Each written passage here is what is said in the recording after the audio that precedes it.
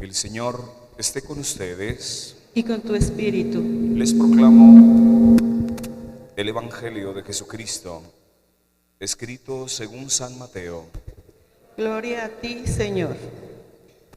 En aquel tiempo Jesús dijo a sus discípulos: si tu hermano comete un pecado, ve y amonéstalo a solas. Si te escucha, habrás salvado a tu hermano. Si no te hace caso, hazte acompañar de una o dos personas, para que todo lo que se diga conste por boca de 2 o 3 testigos. Pero si ni así te hace caso, díselo a la comunidad. Y si ni a la comunidad le hace caso, apártate de él como de un pagano o de un publicano.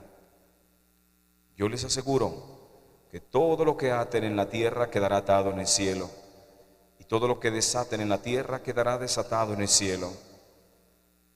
Yo les aseguro también que si 2 de ustedes se ponen de acuerdo para pedir algo, sea lo que fuere, mi Padre Celestial se lo concederá. Pues donde 2 o 3 se reúnen en mi nombre, ahí estoy yo en medio de ellos. Palabra del Señor. Gloria a ti, Señor Jesús. Por las palabras del Evangelio sean borrados nuestros pecados. Así sea. Mis queridos hermanos, hoy hemos escuchado un texto evangélico que tiene un enlistado de temas. Son varios temas y versan de manera muy diferente. Entonces, a la hora de hacer un comentario del Evangelio, pues de pronto sí se coloca uno en un predicamento para poder hacer una reflexión, porque todos los temas que presenta el Evangelio de hoy son muy ricos y muy profundos. Pero yo quisiera, hermanos, que nos centráramos prácticamente en la primera expresión que hace el Señor en el texto. Dice: si tu hermano comete pecado, ve y corrígelo. Y a mí me parece que ese es un tema que es incluso muy espinoso, porque hoy en día el tema del pecado es un tema que se ha vuelto muy polémico, porque ahora resulta que el pecado pues no existe. O sea, la ideología de hoy, esta forma de pensar de hoy, muy relajada en el ámbito de la moral, ha llevado al creyente a empezar a poner en tela de juicio el tema del pecado. Entonces imagínate tú cuando dice Jesús: si un hermano tuyo comete un pecado, ve y corrígelo. Pero imagínate la sociedad de hoy, el creyente de hoy, que ya empieza a dudar de la existencia del pecado. ¿Qué va a corregir? ¿Qué voy a corregirle a un hermano si no tiene pecado? Hoy en día, un gran sector de los creyentes católicos ha venido así como internando en su mente y en su corazón la idea de que esto del pecado es muy subjetivo, y para esto ha influido muchísimo las corrientes psicológicas, hermanos, las teorías psicológicas, en donde la mayoría intentan quitarle la responsabilidad a una persona en sus comportamientos. No te preocupes, tú estás haciendo esto que no está bien moralmente hablando, pero tú no eres el culpable. El responsable es tu padre, que te golpeó cuando eras niño. La culpable es tu madre, que siempre te marginó o te controló en la vida. El culpable es el ambiente que te rodeó cuando tú eras pequeño, o eras adolescente, o eras un joven, las circunstancias que estaban en torno a ti, y empieza a justificarle a la persona el comportamiento que para el creyente sabe que está mal. Está mal el pecado. Esa es una acción deliberada. El pecado es una acción que cada persona elige hacerlo. Nadie está obligado a cometer un pecado y nadie te puede obligar a cometer un pecado. El demonio no obliga a cometer pecados. Nadie te puede obligar. Pero hoy en día esta forma de pensar ha venido a desdecir en la moral cristiana, en el comportamiento del creyente, toda esta doctrina del pecado. Por eso, cuando el Señor habla y dice: si tu hermano comete un pecado, ve y corrígelo. Pero ante la alteración que hay hoy en el creyente respecto al pecado, pues ya que le corrige. Hoy los papás, muchos de ellos, ya no corrigen a sus hijos sus malas acciones. No, déjalo. ¿Qué tiene de malo? ¿Qué tiene de malo que haga esto? ¿Qué tiene de malo que mi hijo esté fumando? ¿Qué tiene de malo que mi hijo se tome sus copitas? Déjalo, que conviva, déjalo. Ya no se corrige porque ya no se ve pecado, hermano. Ya no se ve pecado. Ese es el problema del mundo de hoy, que perdió el sentido del pecado y ya no ve pecado. Luego entonces, ¿qué corrige? Si yo ya no veo pecado, ¿qué corrijo? Si las acciones de mi hermano las veo como buenas, está bien, está en lo correcto, pues déjalo. Es que él así fue, pues tuvo una vida difícil, complicada. ¿Y su responsabilidad dónde quedó? No se puede pasar toda la vida una persona, tú no te puedes pasar toda la vida, ni yo tampoco, ni un hermano se puede pasar la vida comportándose de una manera que es en desacuerdo, para nosotros los creyentes, con los principios evangélicos, con la moral cristiana, con los mandamientos de Dios, culpando a medio mundo. No te puedes pasar la vida así. Es que yo hubiera querido comportarme mejor, pero pues ya ves, es que la vida que tuve yo cuando en mi infancia, es que ya ves el esposo que tengo, es que ya ves la esposa que yo tengo, ya ves mis papás que me tocaron a mí, ya ves allá el que me gobierna, ya viste ya los padres, cómo es que ya ves la iglesia, es que ya ves, no te puedes pasar la vida así como que eludiendo, sacándole la vuelta a tus responsabilidades. El cristiano sabe perfectamente que el pecado ahí está y que es una acción indebida y que es un comportamiento que va en desacuerdo a la voluntad de Dios. Pero con estas formas nuevas de pensamiento que se han introducido a la iglesia, esto ha sido severo, hermanos. Esta psicologización que está teniendo la sociedad en todos los ámbitos ha venido a restarle responsabilidad a las personas. Y esto es tremendo, es de un impacto muy fuerte, hermanos. Gracias a estas ideologías psicológicas, fíjense ustedes, por ejemplo, qué es lo que pasa en los tribunales. Una persona,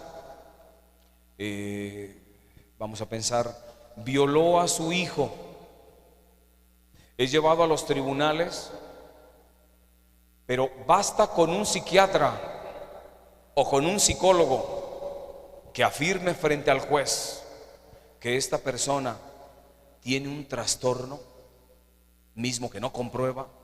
El psiquiatra, se le ha dado hoy palabra de Dios. El psicólogo y el psiquiatra en los tribunales es palabra de Dios. Oye, este hermano ha violado como a 10 niñas. Pero aquí está el psiquiatra que dice que lo viene tratando a este hermano desde hace como 5 años y dice que pues él tiene un trastorno, tiene un asunto muy severo en su mente y entonces pues no se da cuenta de que viola a las niñas.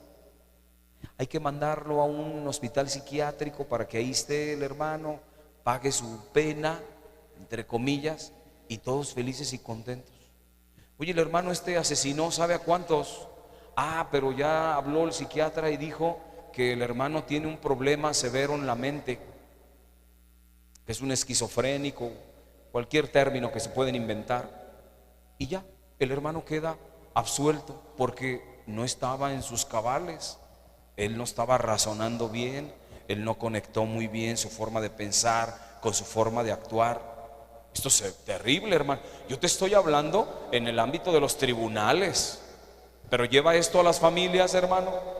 Lleva esto a las escuelas, lleva esto a los seminarios. Yo recuerdo cómo hace unos años que envié, recuerdo, a 5 muchachitos al seminario, al preseminario, y uno de ellos regresó incluso llorando y decía: pues no me admitieron, padre, en el seminario. Sí, luego, ¿por qué? Pues es que dijo la psicóloga que yo como que tenía varios desajustes. Dijo la psicóloga. Ahora resulta entonces que la psicóloga es la que va a determinar si tú tienes o no vocación. Eso déjaselo a Dios, hermano. ¿Tú quién eres para hacer un juicio de valor respecto a esto? En el seminario, hermanos, de Guadalajara, en el seminario. Imagínate, en otros temas y en otros lugares se ha metido tanto, hermanos, estas ideologías psicológicas. Y digo ideologías porque no se comprueba nada, no demuestra nada, no cambian en nada para bien, no mejoran el comportamiento del ser humano. Vean las últimas décadas, ¿qué está pasando con el comportamiento humano?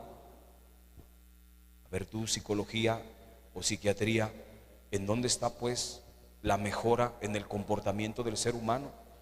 Se ha disparado el número de suicidios, el número de homicidios, ha crecido de manera exponencial los vicios en cuanto a drogadicciones, en cuanto a comportamientos totalmente alterados. Hermanos, es tan delicado. Se ha metido este tipo de ideología que le ha quitado responsabilidad moral al creyente. Ya no cometes pecado, no te preocupes. ¿Qué vas a hacer con el cura? ¿A qué vas a decirle al cura tus pecados? No tienes pecado, hermano. Tú no tienes responsabilidad sobre eso. ¿Para qué andas buscando a la iglesia? Ahí te inventó la iglesia las cuestiones del pecado y todo para controlarte, y empiezan con una serie de teorías. Hermano, tú eres creyente y tú sigues la doctrina de Cristo, y Cristo no se equivoca, hermano. Es más factible que se equivoque la psicología, que eso es evidente, hermanos, a que se equivoque el Señor. Si tu hermano comete un pecado, o sea, el hombre comete pecados, si no, no lo hubiera dicho Jesús. Si tu hermano comete un pecado, ve y corrígelo a solas. Pero si no corregimos, hermano, no corregimos hoy porque simple y sencillamente no veo pecado yo. Yo no veo pecado, padre. Hay papás hoy que le permiten a la hija que tenga su novio y que tenga relaciones íntimas ahí en la casa. No, es que yo prefiero que mi hija esté teniendo relaciones íntimas aquí con su novio, a que sabrá Dios dónde ande ella. ¿Quién eres, papá, mamá o qué? No, es que yo no veo nada mal ahí, padre. Yo no veo ninguna alteración, yo no veo ningún problema. Este es el problema, hermanos, que el creyente hoy en día ya no ve pecado. Y algo que me parece muy grave es que el clérigo ya no ve pecado. Ya no ve pecado. Y por eso podemos escuchar a algún clérigo que perdió la noción del pecado. Imagínense el impacto que trae. No es lo mismo que un creyente, un fiel laico, pierda el sentido del pecado a que lo pierda un cura. Imagínense ustedes, hermanos, si yo llego a perder el sentido del pecado, ¿Qué le voy a decir al pueblo? Tranquilo, hermano, tú sigue tu vida como vas bien, pues las circunstancias que te rodearon, no hay problema, tú no eres responsable, cálmate, hermano, no te asustes, no te generes culpas, ¿eh? Qué triste. Y a mí me ha tocado escuchar hermanos penitentes que llegan al confesionario y que tranquilamente me dicen: es que el padre aquel me dijo que no era pecado, que yo podía abortar, que al cabo no es pecado porque hay una circunstancia, yo puedo utilizar un dispositivo intrauterino, al cabo no es pecado, yo me puedo operar, dice, para ya no tener hijos porque el padre me dijo que tenía oportunidad. ¿Y quién es el padre? ¿Él es el dueño de la moral o qué? El padre fulano que te dijo esto, que ya no hay pecado, que no estás cometiendo pecado. ¿Y quién es ese padre? ¿Quién fue el que te dijo esto? En el evangelio, un padre, un sumo sacerdote, te lo dijo Jesús, hermano. Si Jesús te está hablando del pecado, es que esto es real. El pecado es real. Pero ahora resulta que el clérigo dice que ya no hay pecado. Donde Cristo sí ve pecado, resulta que el clérigo aquel ya no ve pecado. Bonita cosa, hermano. Ya, el padre ya no ve pecado. Y entonces, ¿qué tienes que corregir? Calma. Yo se los dije, no sé si la semana pasada, de por ahí una hermanita que llegó y me dijo: es que un padre me dijo que no era pecado faltar a misa el domingo. ¿Y quién me dijo? Este padre ya perdió la noción de pecado. Ya no saben dónde está el pecado, dónde está la gracia. Esto es muy delicado, hermanos.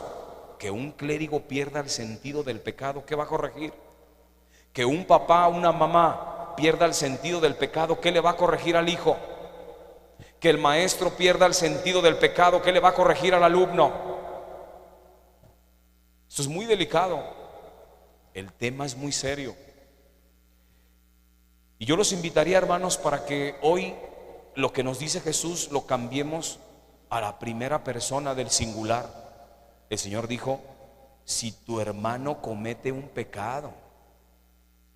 El Señor hoy está hablando de la segunda persona del singular. Si tu hermano comete un pecado, ve y corrígelo. Pero ¿qué pasa si esto lo trasladamos a nosotros?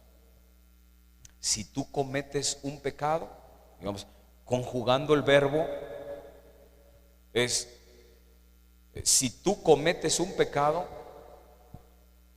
busca la corrección, hermano, corrígete.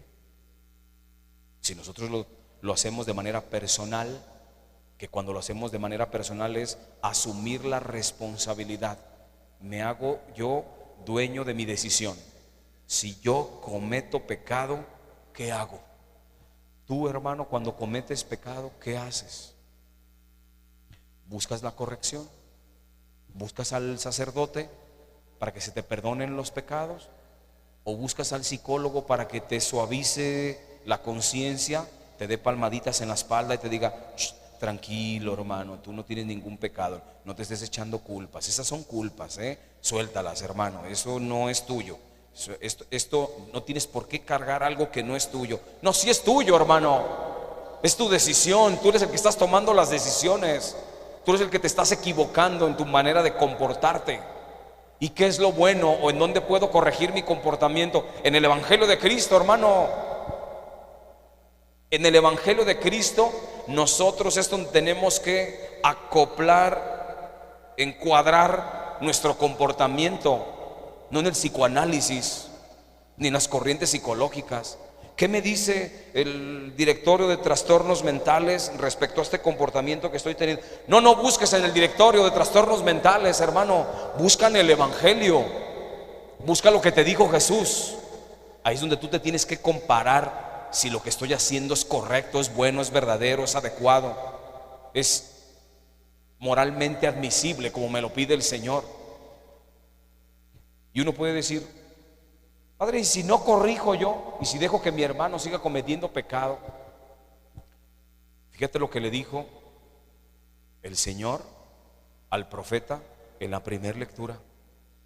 Son palabras que se nos tiene que erizar la piel, hermanos, porque es una sentencia de Dios.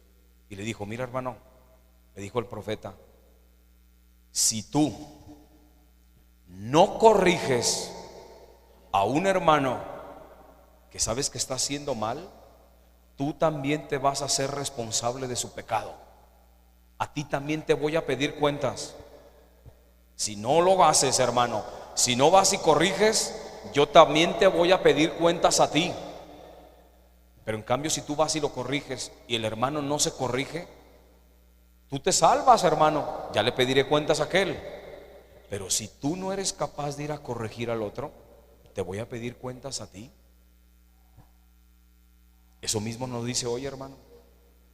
Si tú no eres capaz de corregir al hermano, eso nos lo puede decir a nosotros los curas. A ver, hermano, si tú no eres capaz de señalarle a un hermano que está en pecado y buscas la corrección, a ti te voy a pedir cuentas. O sea, el sacerdote que da una mala instrucción moral a un hermano en el confesionario, el Señor le va a pedir cuentas a ese sacerdote. ¿Y qué le vas a decir de todas las conciencias, tú sacerdote, que has tratado? Recuerdo una ocasión en que acompañé a un amigo que iba a tocar una misa. Yo también fui músico antes de entrar al seminario, y me dijo que si lo acompañaba a tocar una misa. Sí, cómo no. Ahí lo acompañé yo, fuimos a tocar en una escuela, no les digo cuál para que no den con ella, pero una escuela de los jesuitas. Era un auditorio grande y estuvimos tocando, y cuando se llegó el momento del acto penitencial, es decir, cuando todos guardamos silencio, nos ensimismamos y empezamos a hacer un pequeño examen de conciencia para pedirle perdón al Señor, prácticamente cuando inicia la misa, el sacerdote tranquilamente le dijo a todo el auditorio, un auditorio muy grande, hermanos, le dijo a todos: a ver, siéntense todos, cierren sus ojos y en este momento piensen todos en sus pecados. Pónganse de pie. Se pusieron todos de pie y dijo: yo los absuelvo de todos sus pecados en el nombre del Padre, del Hijo y del Espíritu Santo. Todos quedaron perdonados aquí. Padre, ¿sí se le perdonaron los pecados a los hermanos? Si el hermano se arrepintió, sí. Pero ¿qué crees? Que a ese padre Dios le va a pedir cuenta de la conciencia de todos esos. Porque entre todos los que estaban ahí, imagínate cuántos hermanos hay que estaban en unión libre, en una situación irregular en la iglesia, hermanos con pecados gravísimos, posiblemente personas que se hayan provocado un aborto, una serie, pero Él perdonó todo. Hermano, ¿a ti te van a pedir cuentas de esto? Si tomas a la ligera la moral de tu gente, de tu pueblo, y no corriges, lo dijo Dios, yo no lo dije, a ti te voy a pedir cuenta. E incluso el Señor es más tajante. Dios le dice: morirás como morirá también tu hermano. También tú te haces reo de muerte como va a morir el otro hermano.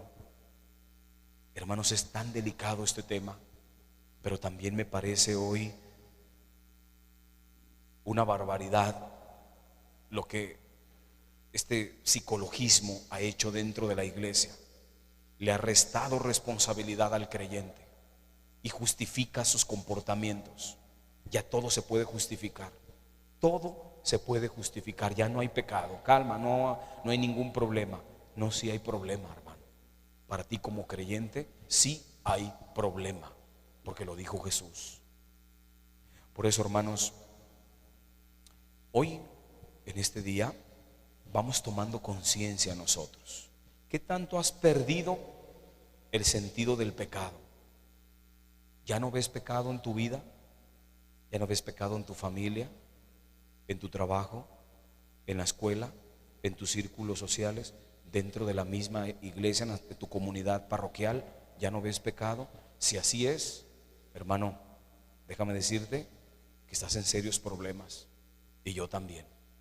El día que perdamos el sentido al pecado, ese día, hermanos, estamos en serios problemas.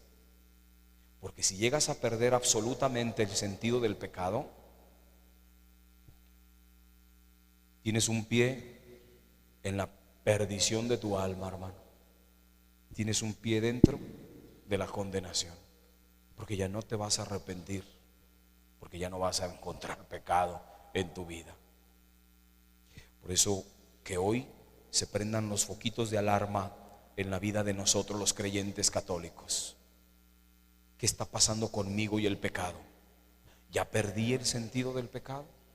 ¿Me busco corregir en el confesionario? ¿Corrijo las acciones de pecado de mis hijos, de mi esposo, de mi esposa, de mis padres? También es corregible. Hoy, mis hermanos, vamos a pedirle a María, que es la pura por excelencia, la inmaculada, la que no tiene mancha, la que no cometió pecado, que ella nos vaya guiando, hermanos, en el camino de la responsabilidad evangélica y cristiana, para que podamos nosotros vivir de acuerdo a lo que el Señor nos va pidiendo, corrigiéndonos, y un día alcancemos todos el premio de la vida eterna.